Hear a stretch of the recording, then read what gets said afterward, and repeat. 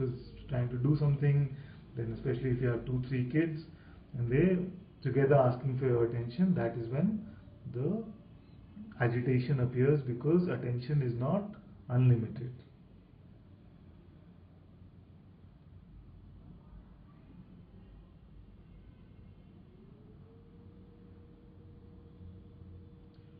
Alright, I lost you all for a minute. Just tell me if you're back.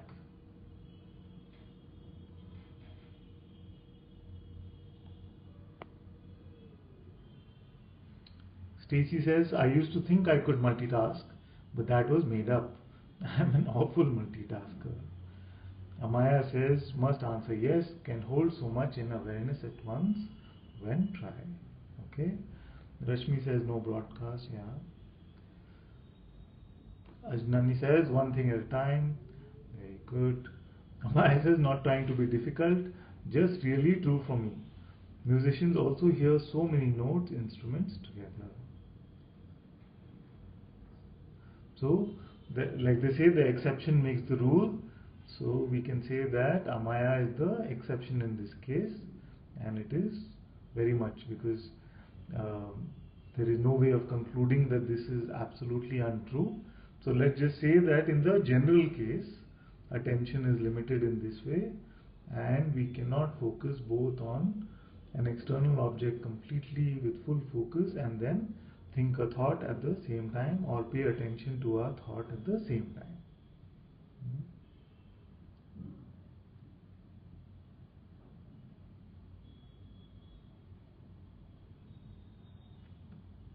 Okay, so we seem to be having technical difficulties, but it's a very interesting conversation. So let's stay with this. It's very interesting to discuss this. So now we have some idea about what attention is, isn't it?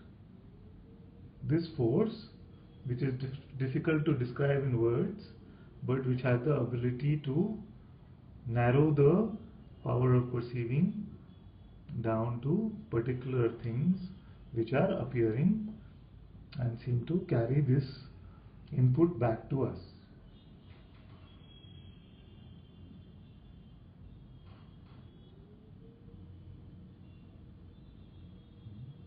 Lucian says, I am also curious if women are somehow different, but I really don't think so. That's okay, that's okay. Because ultimately, even if multiple things can be gathered in some attention, then also we will get to the difference between attention and belief. But is this attention completely clear now for everyone? Louise, is it seen what we are talking about when we say attention?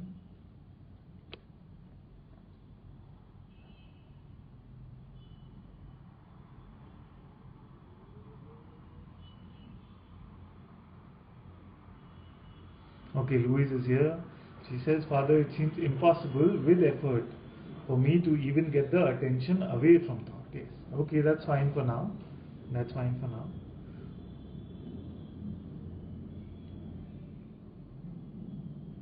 Amaya says, oh, it's true.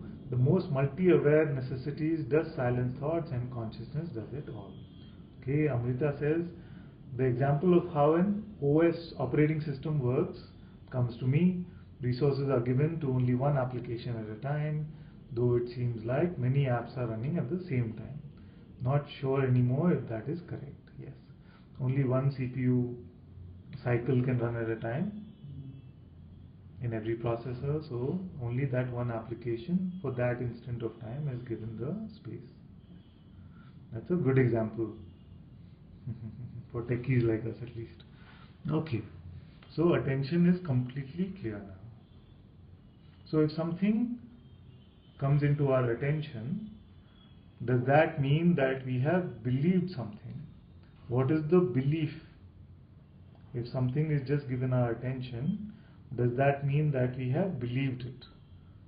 So if this book is coming to my attention, does it mean that there is a belief about it already? Can we look and try?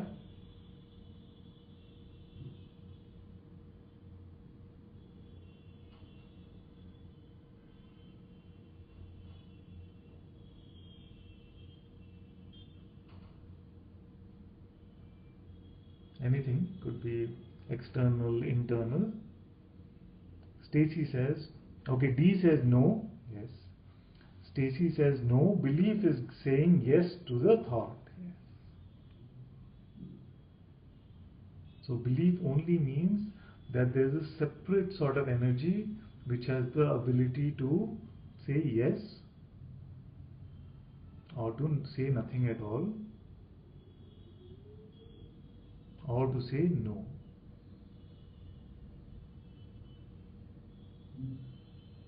So when a thought comes that I must buy myself some new clothes, a thought could be I must buy myself some new clothes, and then you can say yes to it, you can say nothing to it, you can just go, or you can say no to it.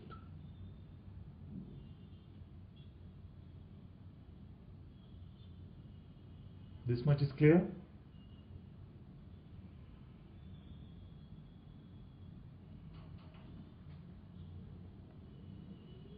D says belief seems to be secondary, yes. Ustreamer91 says all coming and going. Okay. Jyoti says if we believe something, can we still be aware that we are aware? If we believe something,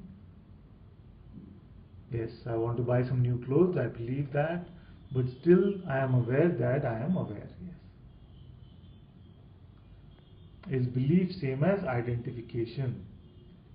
We'll come to that. We'll just remind me if you don't come to that, we'll come to that. Yubeke says no, belief means giving a meaning to something. Very good, very good. So many of you say yes, clear, very good. Ustreamer42 says the thought itself, is it not personal? Yes. So the thought could be personal, it could be anything at all. Right now we are looking at the attention and the belief to it. The thought is always referring to you as if you are a person. That is true. But till it is believed, it has no potential to cause any damage or any suffering.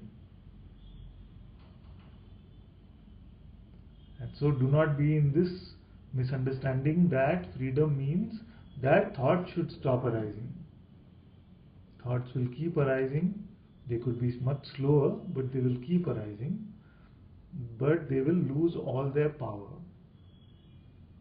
And we are looking at that process of them losing their power.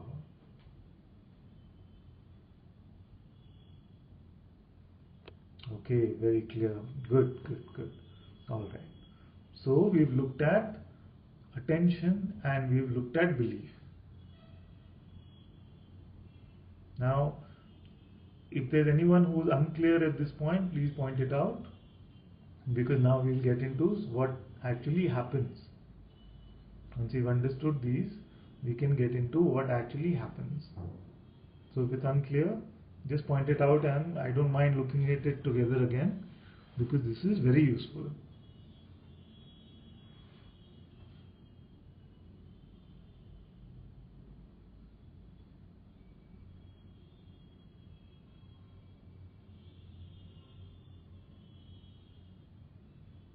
And we'll remember to take the question about identification in a while. Belief versus identification. We'll look at that also in a while.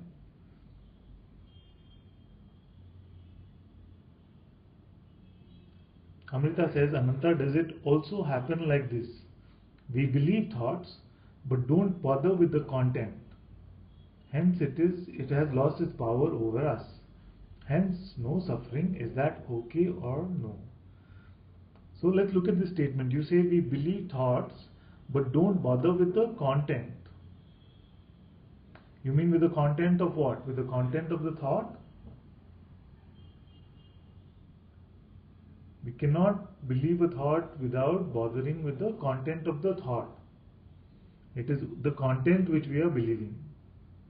So if we say that I must buy some new clothes, it becomes a belief only when we say, we give our agreement to this, we give our concurrence to this, and we believe that this is true.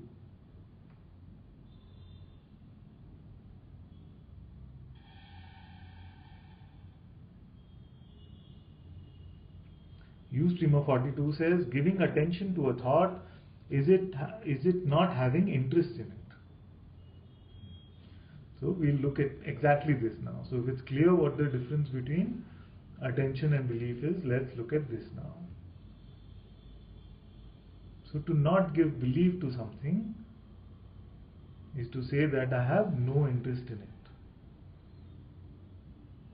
To not give belief to something is to say that I have no interest in it, in the neutral state. So this thought came that I must buy some new clothes.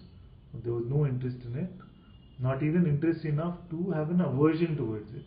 So notice that I'm saying neutrality. I'm not saying yes or no, because either yes or no would mean that you're interested in the content of the thought. But to just let it come and let it go is neutrality. Because if we say yes, then it is a desire, and if we say no, it becomes an aversion.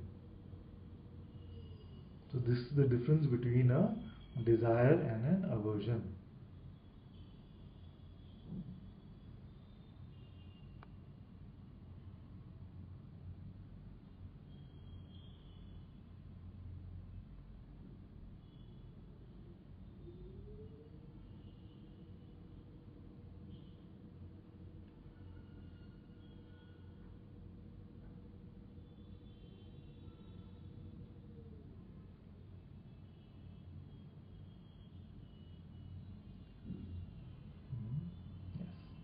So if there is, when we say there is no interest, means that there is no desire to give any belief to any thought that is arising.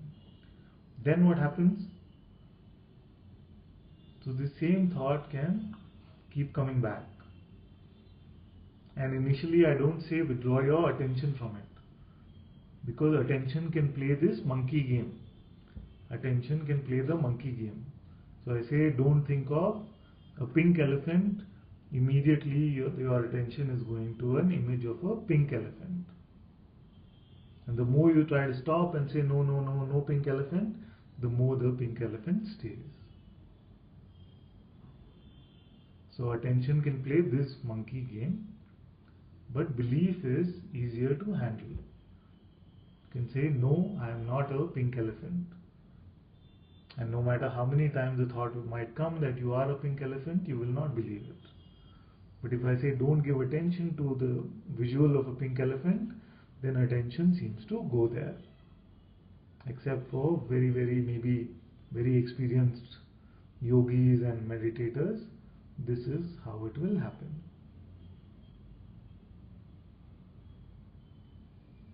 But what happens is, as we keep withdrawing our belief from it, and we stay in the state of neutrality, then you will find that automatically attention also doesn't go to it. It's like if you have the same visitor over and over, initially you might be a little hospitable to them, but if he keeps coming back every 10 minutes, then you will just start ignoring him.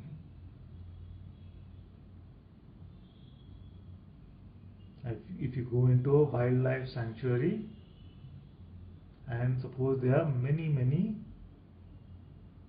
tigers there. So when you see the first tiger, you'll have a lot of belief that you wanted to see this tiger, and your attention will go strongly to it. But as you keep withdrawing your belief from it, then as you've seen too many of these tigers, your attention will also stop going to them. You will probably start thinking about lunch.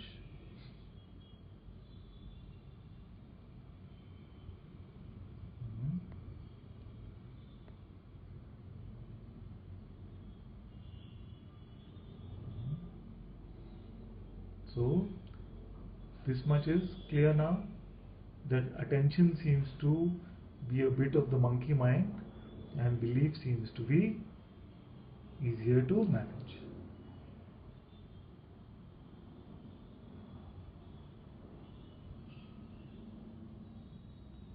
To withdraw our belief from something seems like an easier step than to pull our attention away from something.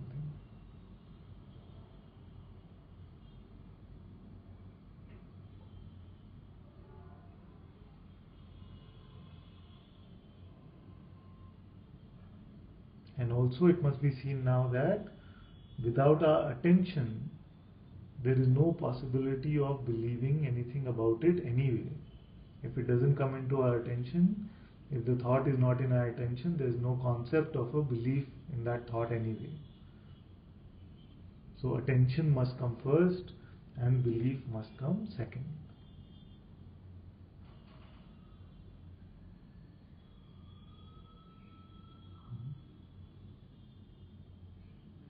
Okay.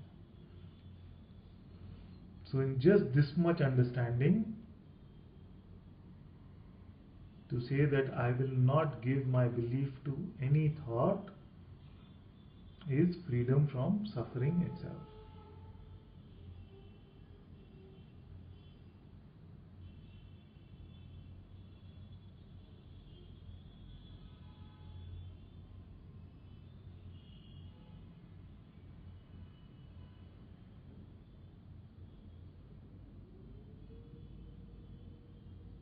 Just in this much is the freedom from suffering.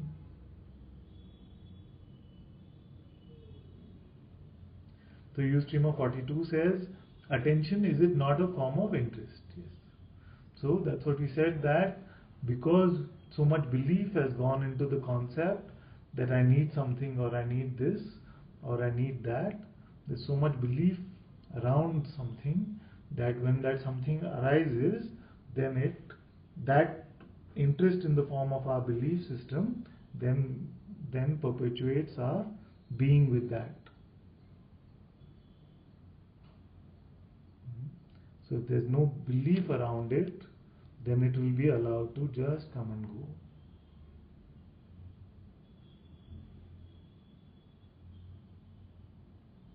But if there's a belief structure around something, it means that something still has value or meaning for me, then that is what we mean by interest, and then our attention sticks.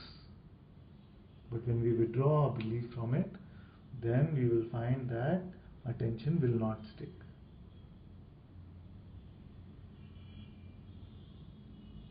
So interest is another way of saying that there is a belief that there is something in this for me, there is a meaning in this for me, or there is a value in this for me, and in that there is a birth of a me, birth of an individual me, which is not the true me.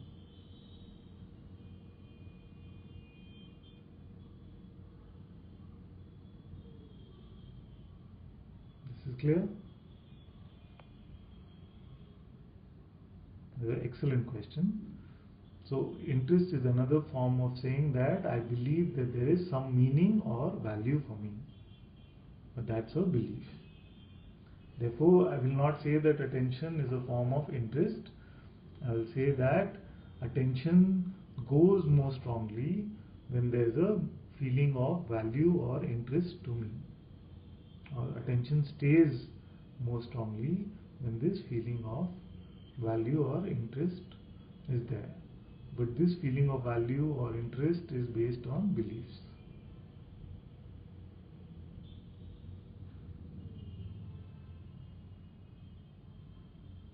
So Amaya says, yes, when attention doesn't want to let go, withdraw belief takes its power away, yes, and opens awareness, can see,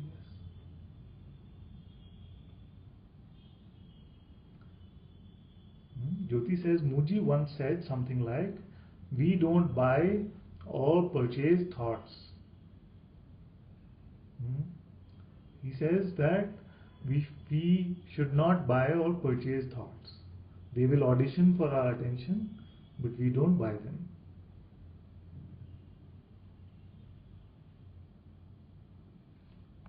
Stacy says, just want to confirm something. At some point, I heard that functional thinking is okay, and the mind grabbed a hold of this, and I attach belief to to-dos obsessively at times. Something still sticking to being the doer of the to-dos, yes. That's why I very rarely say this. That's why I say initially it is okay to say that I am not going to believe any thought at all and let life unfold exactly the way it has to. Like my master says, the mind is not your friend, Not yet. And don't believe your mind's testimony for when it is your friend or not. Let your master tell you. So what you have to do is let go of all thoughts and all fear about how life will unfold. Let go of all thoughts, and let all actions unfold through the body as they are naturally happening in a neutral state. Don't have any desire or aversion. I am not saying that you just sit on the bed. No, that is the typical reaction that will come. So I am saying just be completely neutral and let life unfold as it is without your giving any belief to any thought. And if the mind is saying that this is not possible, then you experiment with it and you tell me after experimenting that I tried this for a day, but it is not possible.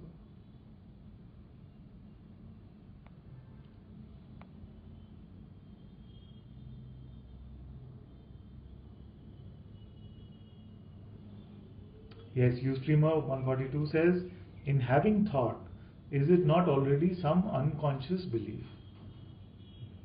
You can say that it comes from a subconscious place, or the karmic kosha, or the kosha of our karmas. All these things can be said.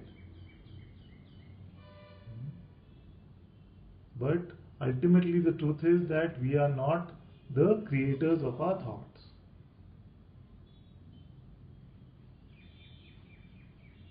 We as individuals are not the creators of anything at all, but specifically for this discussion we can say of our thoughts.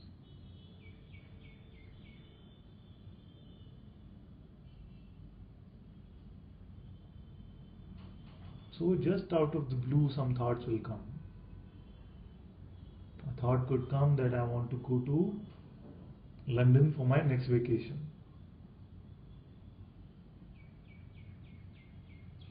Before this thought appeared for the first time, there was no belief around it. And now when this came, we said yes, then it becomes a desire. We said no, I don't want to go, it becomes an aversion. And neutrality means this thought is allowed to come and go.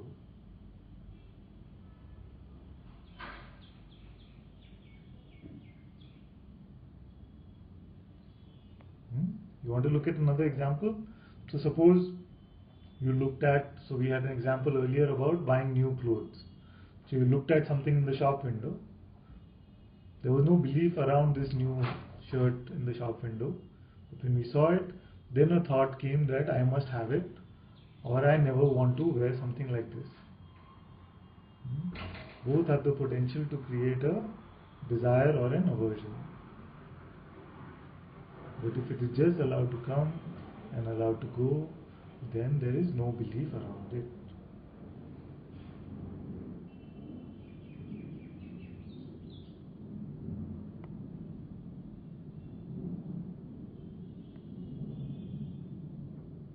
Claire says, I throw all habits to believe things into the fire of satsang. Very good. It's clear.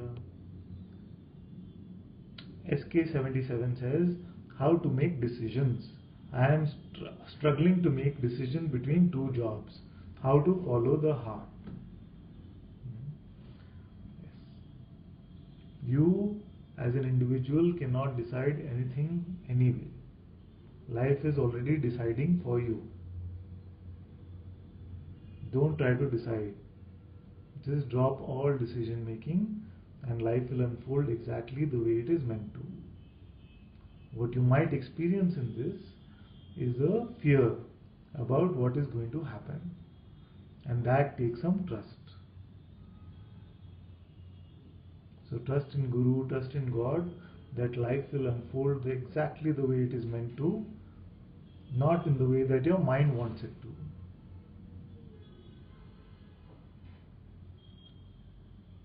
But the decision of a non-entity, which means the decision of the person who does not exist anyway, is not relevant to how your life is going to flow. It is only the illusory way of keeping the false identity alive. This choice making and decision making is just that.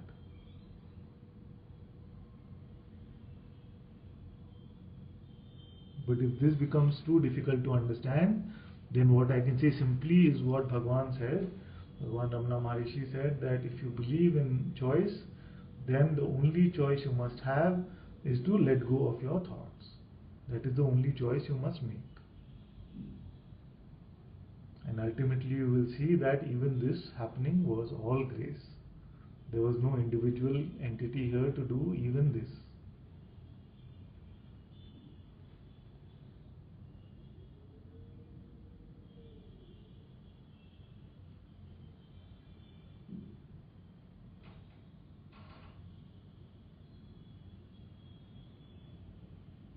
Ustreamer 380 says, Master, what about I thought? If there is no belief or attention, is that freedom? What about I thought? If we give no belief or attention to this I thought, yes, then that is freedom. Because at the root of all suffering is this misidentification with the individual person. All thoughts are referring to you as a person. No thought is saying that as awareness can you do this. All problems are just thoughts about a person. All suffering is thoughts about a person.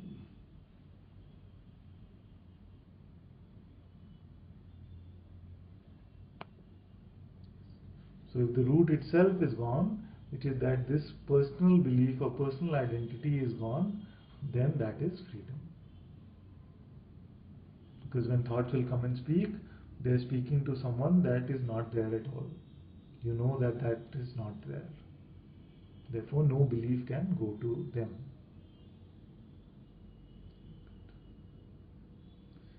Louis says, Anantajit, attention seems to be doing its own thing. Not believing is definitely easier, as the attention is hard to focus on something particular. Exactly what I've been saying, that attention has a bit of this monkey tendency, and it will want to do the opposite of what we want it to do. If you want to control it, it will jump around more. But belief seems more manageable. Therefore, it is just enough to say that I will not believe the content of my thoughts. It is enough. Then the rest will take care of itself. Ustreamer 142 says, who is the I that does not believe in the thoughts? Very good. So, we see that in pure seeing itself, when there's only pure seeing, then there is not even these powers of attention and belief. It is after the birth of the being, or can be said concurrently actually with the birth of the being, when consciousness gives birth, then these powers of attention and belief are given birth as well, concurrently. Therefore, we can say that consciousness itself is giving attention or is giving belief. It is consciousness itself.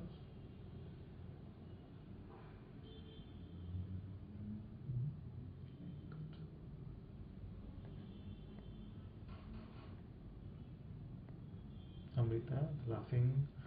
Rashmi says, it is possible. It is possible. Okay, I've forgotten what the question was. Probably was it a while ago. Stacy says, thank you, Father, for the guidance. Okay, I will experiment with this. Very good.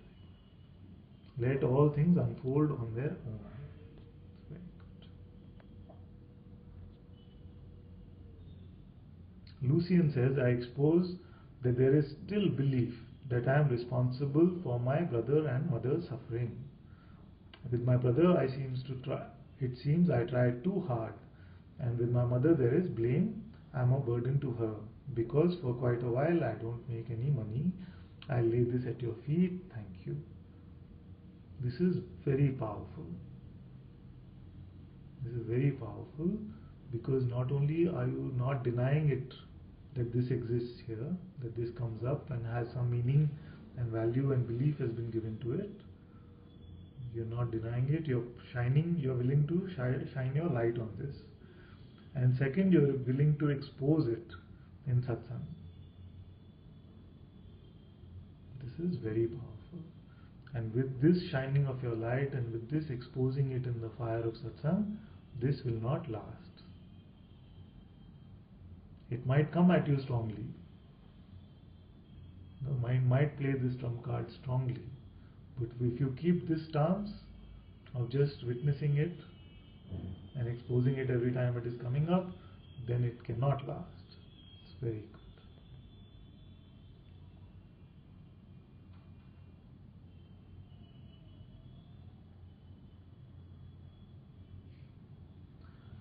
Okay, Jyoti has an interesting one. She says, is it possible to believe something that is in my attention?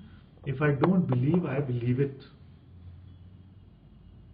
Is it possible to believe something that is in my attention? If I don't believe, I believe it. You'll have to take an example. Let's take an example so that it's clearer. Okay, you have an example. She says, like if someone else says, I am believing something, but I feel I can see clearly and I am not believing. So there was a concept that you know that you are not believing. But somebody else can see that you are believing it. No. It is our own testimony from our heart, not our mind's testimony. There is something here, neutral space here, from which all this can be seen. It will be completely clear to you what you are believing or not. And the wonderful thing about life is that all our beliefs will get exposed. All our beliefs will get exposed in the form of the suffering that they bring. And that is why I say suffering is pure grace. Because when suffering comes, it unfolds, it unravels what is the belief system of some concepts that we are still holding on to. So when suffering comes, don't say suffering should not come. You only say what is it that is still being held on to, what identity is still being held on to, so that this suffering is here. Okay, very good. So this reminds me we have to look at belief and identity. That's the difference. So the identity is nothing but a set of beliefs. The identity is a set of beliefs. That I am honest, I am good, I am Indian, I am a man. All of this becomes my identity. And the more we nourish these beliefs, the stronger that portion of the identity becomes. So if somebody has really nourished this fact that they are so honest, and somebody comes and says you are a liar, then that causes the most suffering.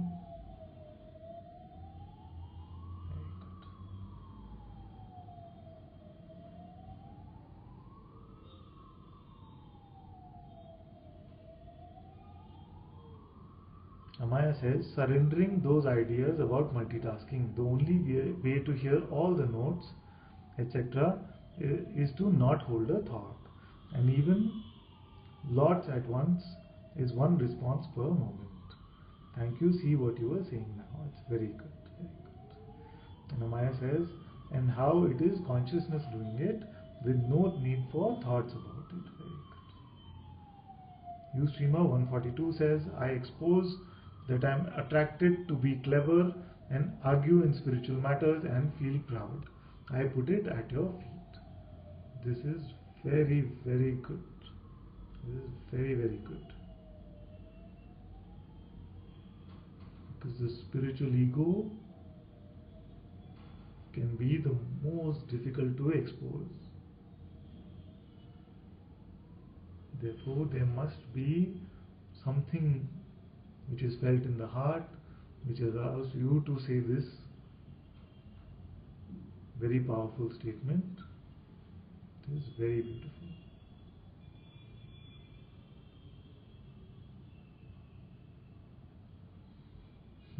Very nice.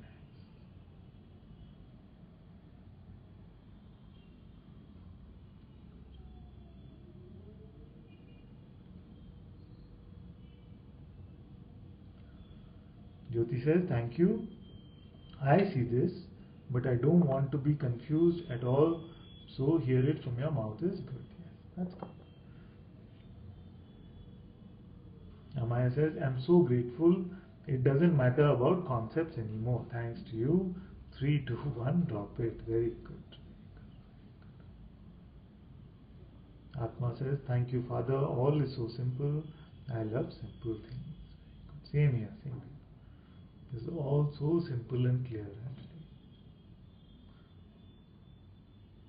actually. Streamer 891 says, as you say, suffering is pure grace. Beautiful satsang. Thank you, my dear. Jyoti says, and also to believe something at all, I must first believe in a separate individual. Is that right? Separate even, yes. Yes. Because what happens is a thought can only refer to you as an individual. Even if it is saying the most powerful thing, like we spoke about spiritual ego earlier, it is still saying that as a person you have understood something. It is still saying that as a person you are spiritually evolved. It's still saying that as a person you have understood much more than anyone else. So a thought does not refer to you as a being, and it does not definitely refer to you as awareness itself, because awareness it cannot fathom at all. Therefore, if we are believing a thought, we are first believing the person idea.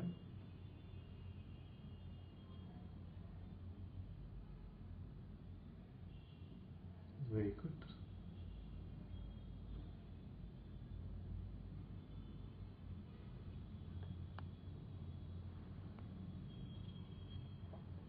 Amaya says, thank you, surrender everything. Very good, very good.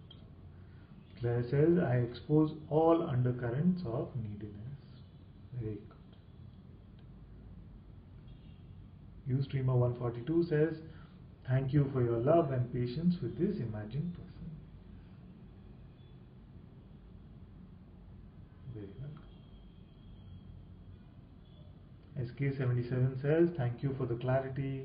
Very welcome, very good.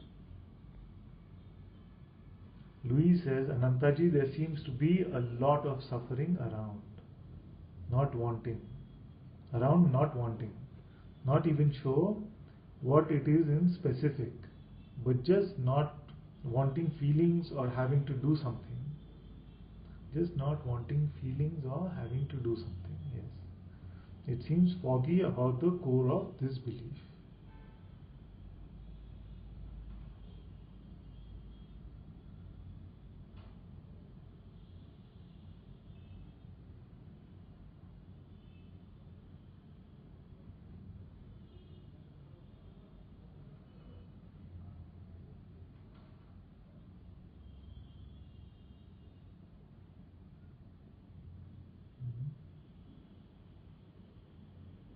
Not wanting, but just not wanting feelings or having to do something. Yes, it's a sort of a resistance, isn't it? But the harder we resist life, the stronger it seems to come at us. And when we say, I'm completely open, bring it on, then you will find that you are the untouched one. No matter what the content of the experience is, no matter what the content of thought is, you are completely untouched and unruffled by it. But the minute we start building defenses, then we start feeling that we are being attacked.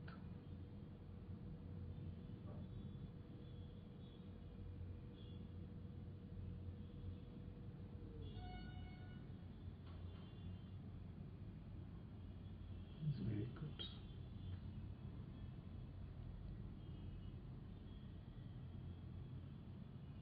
Ustreamer 380 says, thank you, Master. Surrender all to you. Thank you so much. D says, thank you, Master, at your feet. Love you too. Very good.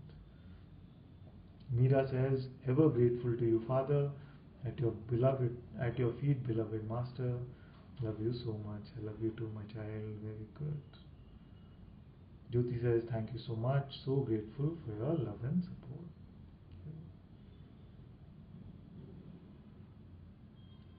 Ustreamer891 says, at your feet, effortless joy and compassion. Love you too. Does this mean that our 1 hour is over? Yes. Very good. SK77 says, what does following the heart mean? Stay silent or follow intuition? It's a very good question. So, initially what you have to do is just let go of all your thoughts and let life unfold for itself. Let life unfold on its own. It is going to unfold anyway. Because personal volition, personal choice, personal decision making were all concepts and ideas in the first place.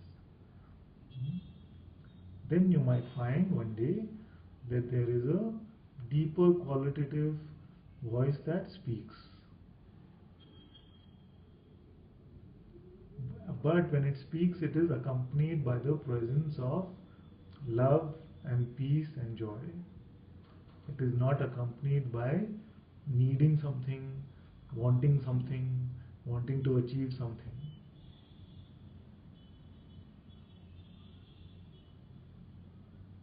You will sense many beings say that this is the voice of the heart. But don't confuse it with the physical heart, although it might be seeming to come from a deeper place.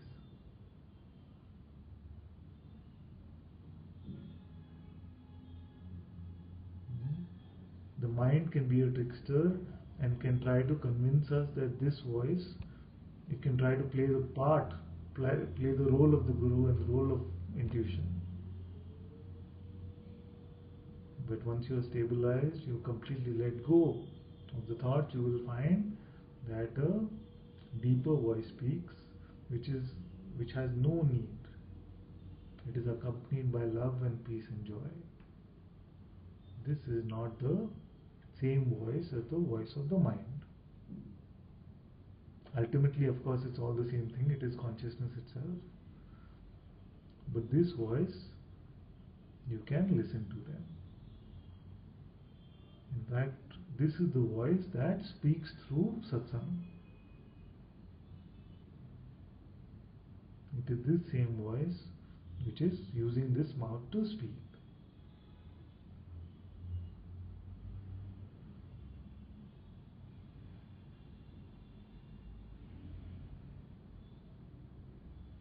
So have no expectation around any of what is said, because it can unfold in different ways. Some beings might hear it as a voice, for some it might come as a visual, for some it is just pure silence itself.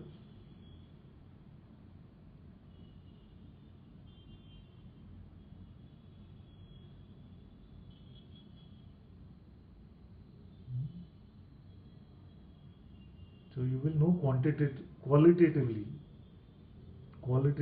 this voice will have a different sense of presence about it. That is intuition. But remember that ultimately, to you as awareness itself, it does not matter. Even this can be said does not matter. Once you have recognized that I am this pure seeing itself, then it does not matter whether even this pure voice is guiding this life or not.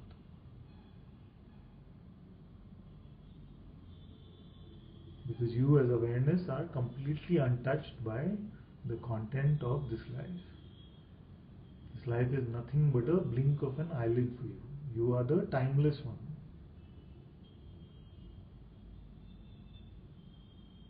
So don't look for intuition, don't chase intuition. When you have let go of your personal mind, then intuition will arise on its own. So follow the heart for now only means let go of your thoughts and let life unfold on its own.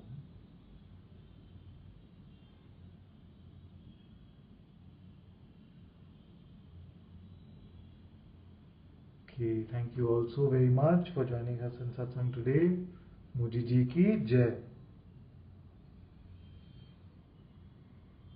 Thank you, thank you, thank you.